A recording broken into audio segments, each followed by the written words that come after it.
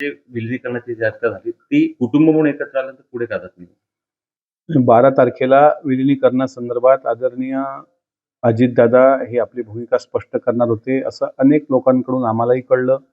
अ, पवारसाहेबांच्या गटाकडून सुद्धा बऱ्याच लोकांनी याबाबत बोलणं केलं.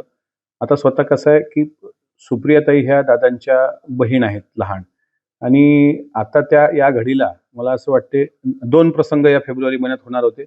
9 तारखेला त्यांची कन्या रेवती ह्यांच्या विवाहासंदर्भात सुद्धा दादांनीच मला वाटते सुप्रियाताईंच्या अगोदर ही गुड न्यूज महाराष्ट्राला दिली असती, एक मामा म्हणून मुलीचा. आणि आज विलिनीकरणाच्या संदर्भात दादा एक गोड मेसेज महाराष्ट्राला देणार होते आणि कदाचित आज दोन्ही राष्ट्रवादी एकत्र झाल्या असत्या. खरं तर आमदार रोहित पवार या संदर्भात पत्रकार परिषद घेणार होते, पण मूळ मुद्द्याला बगल होऊ नये, अजितदादांच्या घातपाताचा जो विषय आहे त्या मुद्द्याला न्याय देता यावा, तो मुद्दा तळाशी जावा, ते रहस्य शोधावं याकरता त्यांनी स्वतःच सांगितलं की आम्ही ते पत्रकार परिषद डिले केली. पण मला असं वाटतं की सर्वसामान्य कार्यकर्त्यांच्या भावना ह्या विलिनीकरणासंदर्भातच होत्या.